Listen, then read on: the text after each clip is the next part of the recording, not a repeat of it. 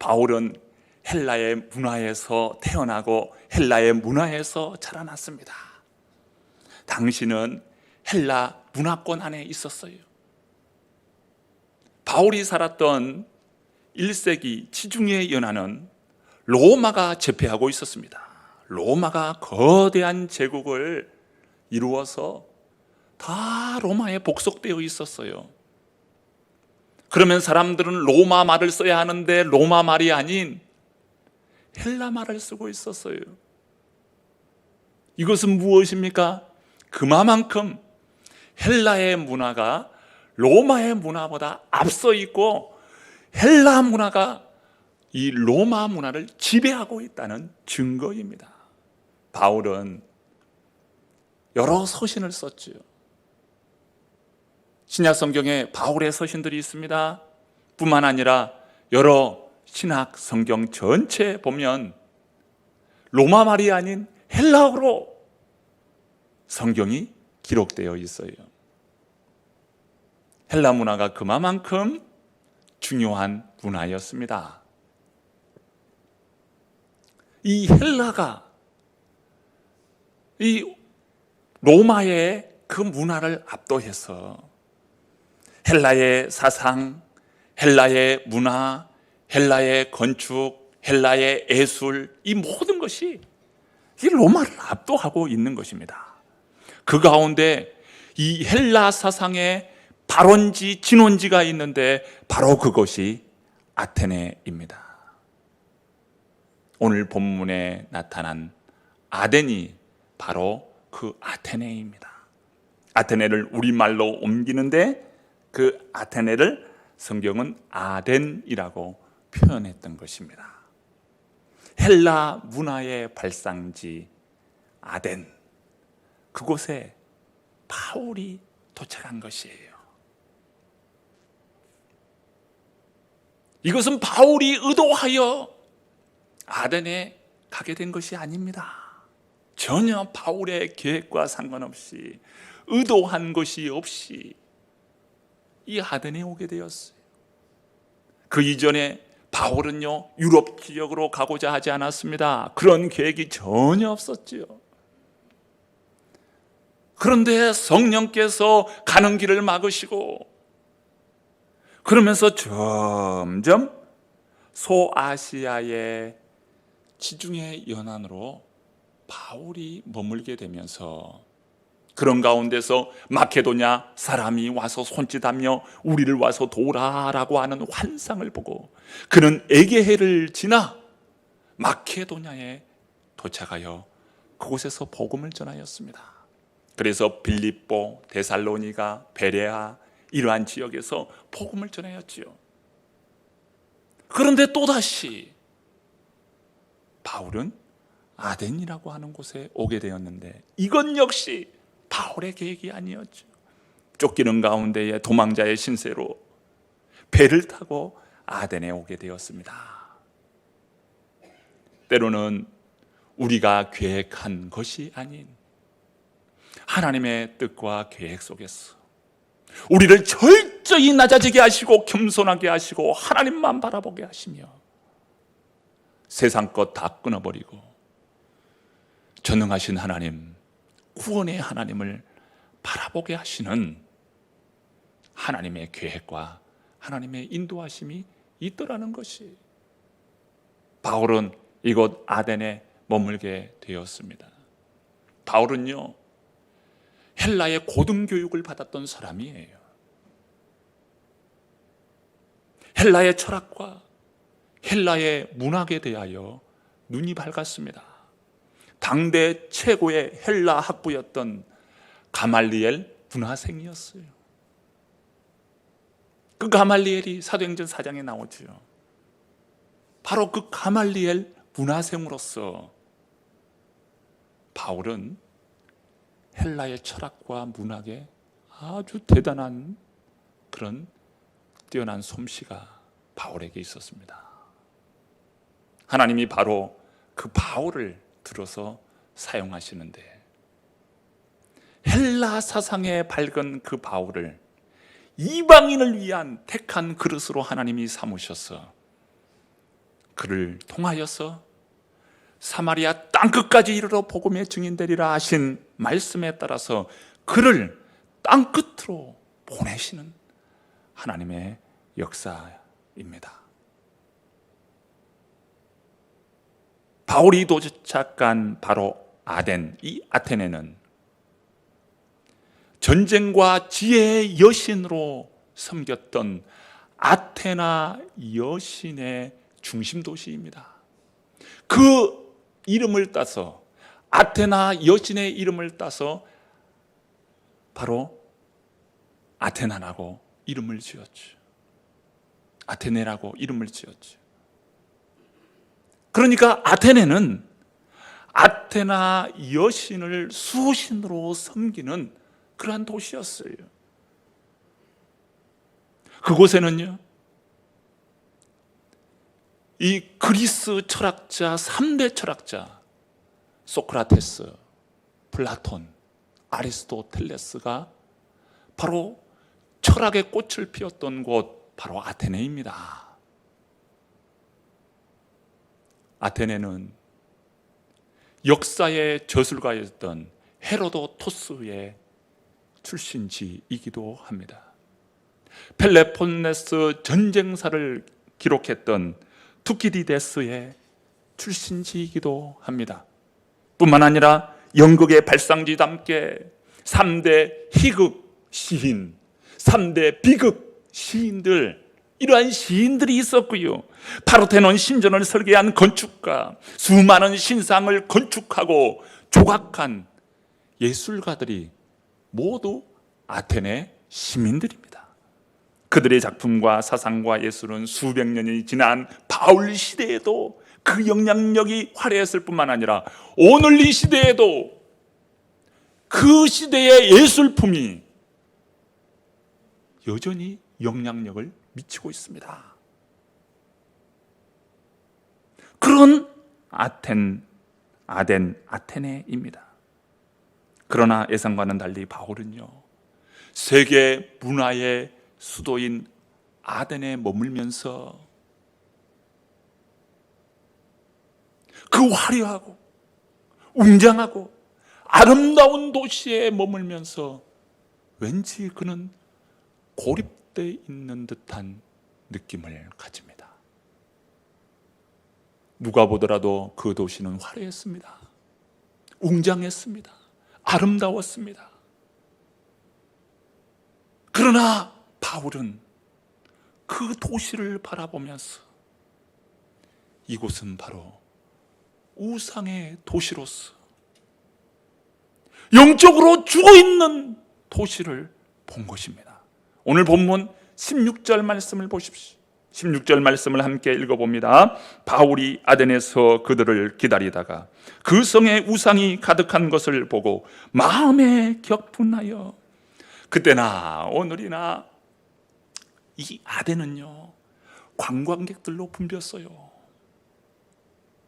그 화려한 건축과 그 화려한 예술품을 보기 위해서 많은 사람들이 붐볐습니다.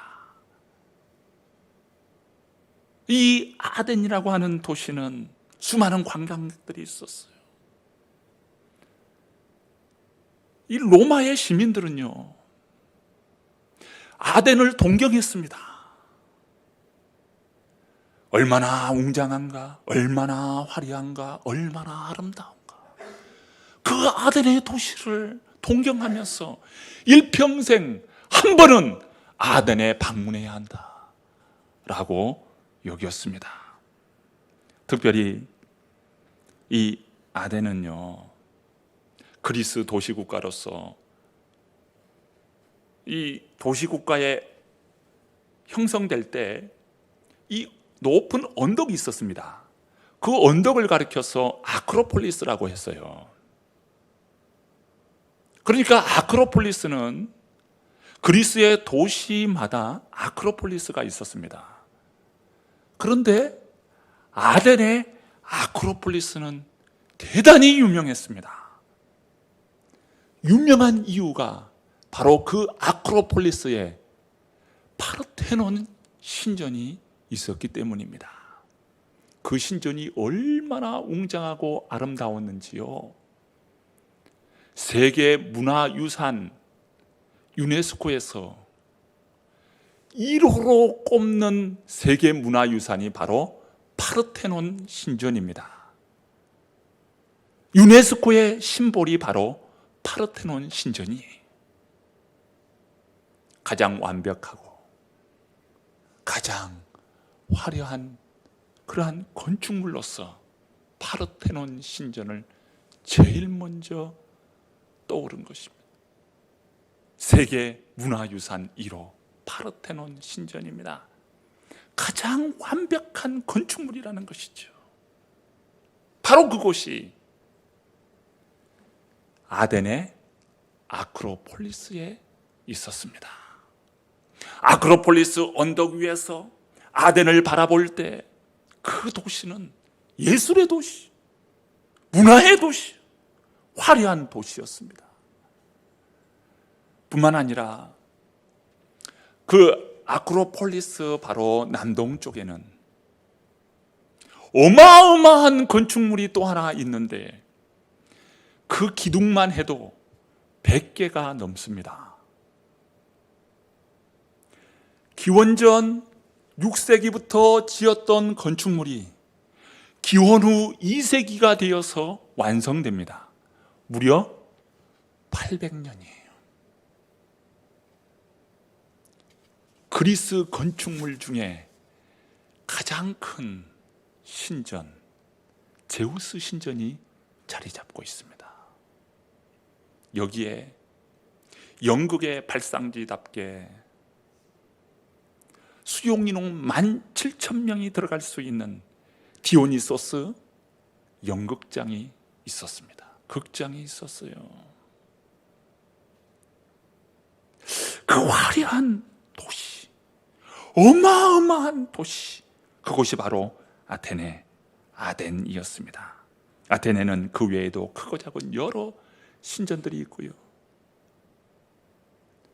광장을 뜻하는 아고라는 말할 것도 없고 여러 신상들과 제잔들이 즐비하게 있었습니다. 지금도 유적들이 얼마나 많이 남아있는지 그 유적들을 보면서 이야, 대단하다, 멋지다, 화려하다. 지금 얼마 남지 않은 그 유적을 보고서도 그 도시가 화려하다고 이야기하는데 바울 시대에는 오죽했겠습니까? 바울의 눈에 그 아름다움이 보이지 않았을까요? 그 화려함이 보이지 않았을까요? 웅장함이 보이지 않았을까요? 바울도 예수를 보는 눈을 가지고 있어요. 그러나 바울은 그러한 아름다움과 화려함을 본 것이 아닙니다. 그 도시에 가지고 있는 철학과 지적인 그런 도시를 보는 것이 아니라 그 도시는 우상의 도시라는 거예요. 우상의 도시. 오늘 본문을 보십시오. 그 성에 우상이 가득한 것을 보고, 그 성에 우상이 가득한 것을 보고. 이 말은요, 이 우상이 가득하다라고 하는 이 표현이 신약 성경에 유일하게 여기에서만 나옵니다. 그리고 헬라의 여러 많은 문헌 가운데서도 이 단어는 오직 유일하게 이 성경 이 본문에서만 쓰이고 있다는 단어예요. 그러니까 말하면 신조어라고 말할 수 있는 거죠. 카테이 도론이라고 하는 이 낱말인데요, 이 말은 우상 밑에 있다, 이런 표현입니다.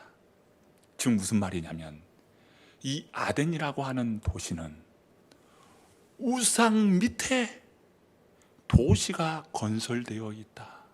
이 말은 무엇입니까? 우상으로 뒤덮여 있다. 우상이 가득하다, 이 말은 우상 밑에 있다, 우상으로 뒤덮여 있다. 우상의 도시다. 우상의 숲을 이루고 있다. 바울이 보기에는 그 화려함이 보이는 것이 아니라 우상으로 뒤덮인 아덴을 본 것입니다. 아덴이 나중에 바울은 22절에서 아덴 사람들에게 너희는 매우 종교성이 많구나 라고 지적합니다.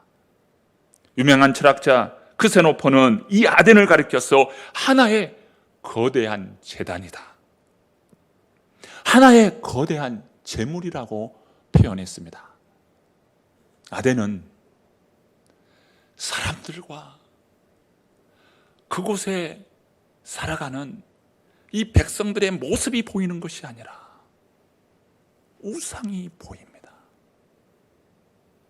그래서 혹자는 이 아덴은 사람들보다 신들이 더 많다라고 말을 했습니다. 수많은 신전들, 사당들, 신상들, 우상의 제단들이 즐비한 것이죠.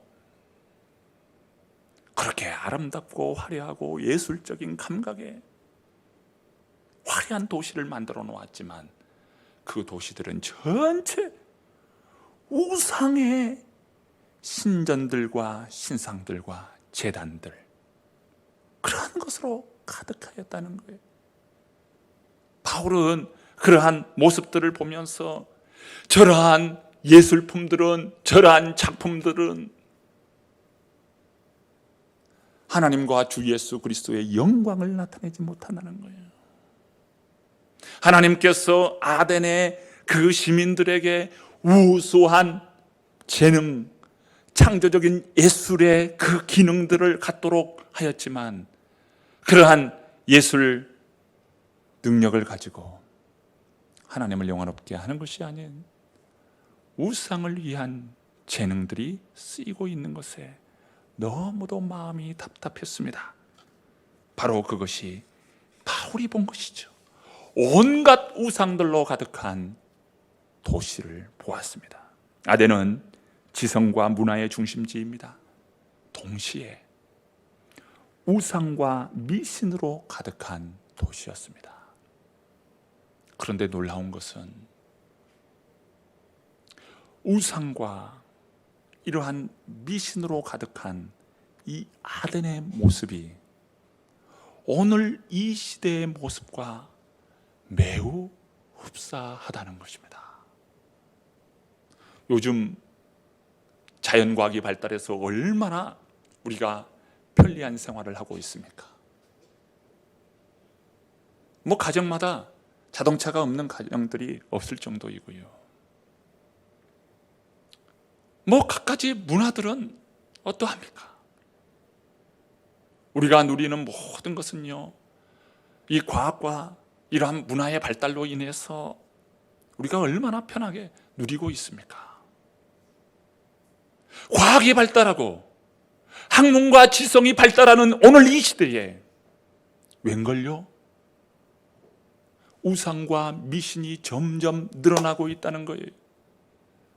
인터넷을 통해서 점을 보는 젊은이들이 늘어납니다. 오늘의 운세를 통해서 하루를 시작하고 신년을 시작할 때 신년 운세를 보면서 신년을 시작합니다. 우리나라는 샤머니즘적인 사상을 가지고 있는 그런 나라입니다. 고대로부터 샤머니즘 그런 신앙을 가지고 있어요. 항공사에 새로운 항공기가 들어옵니까? 얼마나 그 항공기 대단한 항공기입니까? 그리고 회사에 고가의 장비가 들어와요. 그러면 뭐 합니까? 회장과 사장 그리고 임직원들이 모여서 이 돼지머리를 차려놓고 고사를 지냅니다.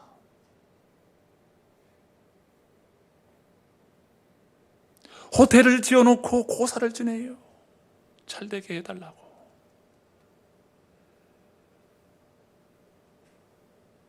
얼마 전에 뭐 올해는 아닙니다만은 제가 얼마 전이에요. 그 호텔에 머물고 있는데요, 그 호텔 그 뒷뜰에서 막 사람들이 분주하게 막 움직이더니 고사상을 차리는 거예요. 그날이 물놀이 개장하는 날이었어요. 개장을 앞두고 고사상을 차려놓고 사람들이 돼지머리에 이 돈을 꼽아놓고 돼지멍 콧구멍에다가 돈을 말아가지고 꼽아놓으면서 그 고사지내들, 얼마나 참 이런 일이 지금 대한민국에서 일어나고 있다는 것이에요. 대학가에 보면 사주 카페가 늘어져 있습니다. 무슨 말입니까? 젊은 남녀들이 그 사주 카페에서 차를 마시면서 사주 팔자를 논하더라는 거예요.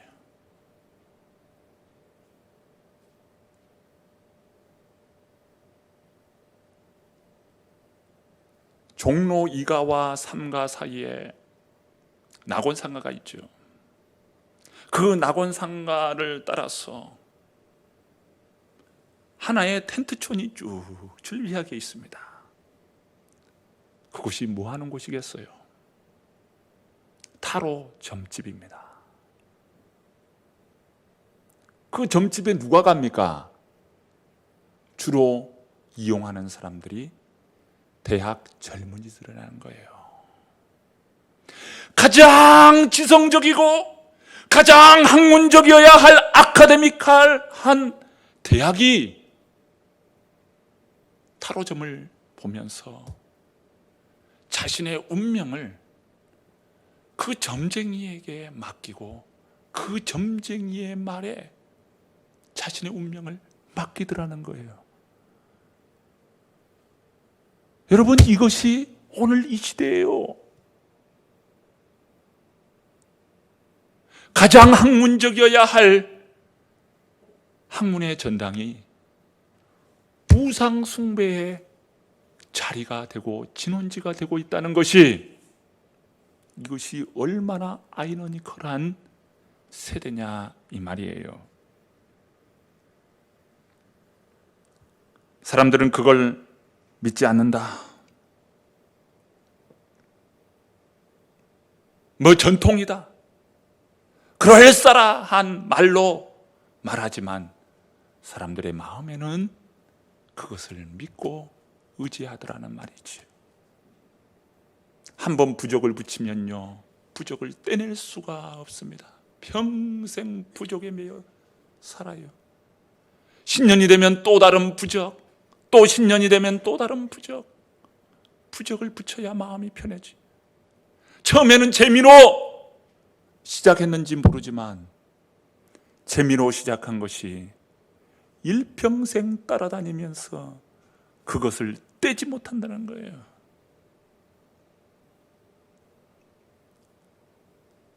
이게 오늘 이 시대입니다.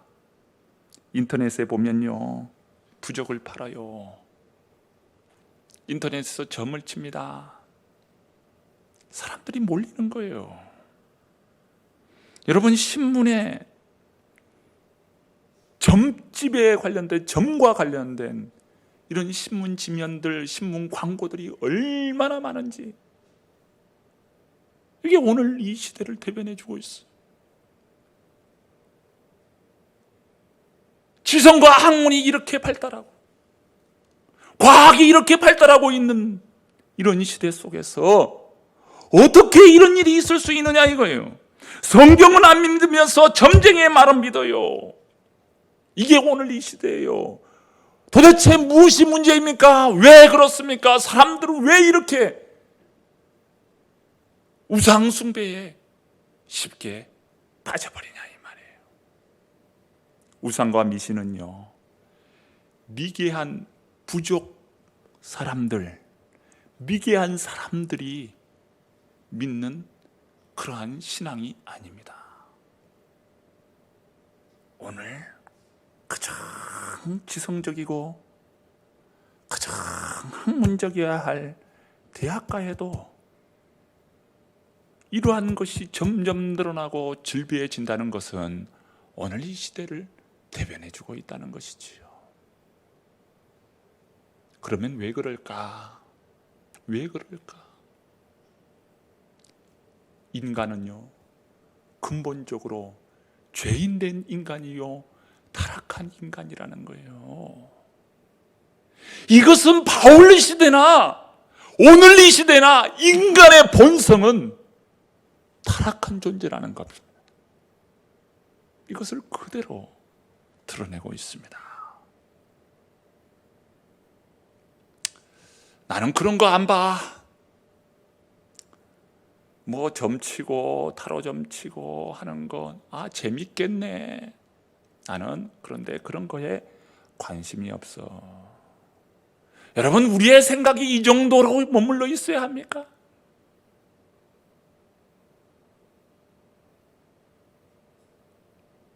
우리의 생각은요, 이 정도가 아니라 주님이 이 모습을 보실 때 어떠하실까? 바울이 이 모습을 보면서 어떠한 심정을 가졌을까?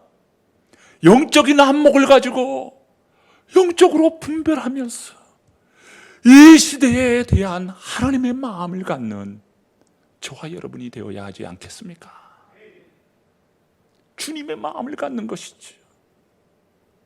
하나님, 이 시대가 어찌하여 주의 말씀을 듣고 주의 말씀 앞에 엎드려야 하고 그 말씀으로 살아가야 할 그러한 세대가 되어야 할지언데, 점집이 웬 말이고 사주 카페가 웬 말이고 타로점이 무슨 말이고 어찌하여 이런 세대가 되었습니까? 주여, 이 시대를 불쌍히 여기소서. 주여, 긍휼히 여겨 주옵소서. 주여, 우리를 구원하여 주옵소서. 이 시대를 구원하여 주옵소서. 진정으로 주님의 마음을 가지고 이 시대를 향하여 주의 복음을 감당해야 하지 않겠습니까? 화려하고 참 웅장하고 아름다움으로 포장되어 있는 이 타락의 문화를 보면서 이 젊은이들의 가치관이요, 향락과 타락과 성적인 그런 문란함과 말이죠.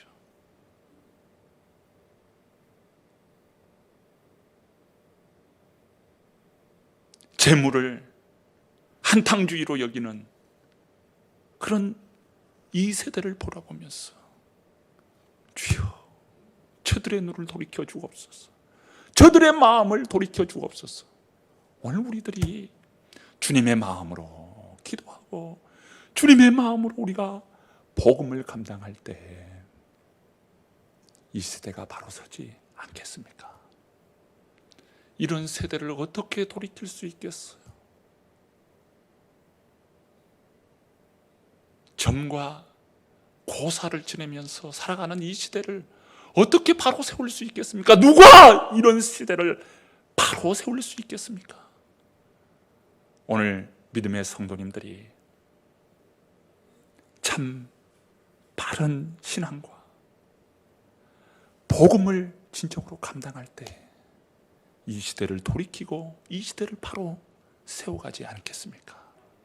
우리 모든 성도님들은 주님의 마음으로 영적 분별력을 가지고 이 타락과 우상의 문화 앞에서 바른 진리를 감당하는 저와 여러분 되기를 간절히 축원합니다.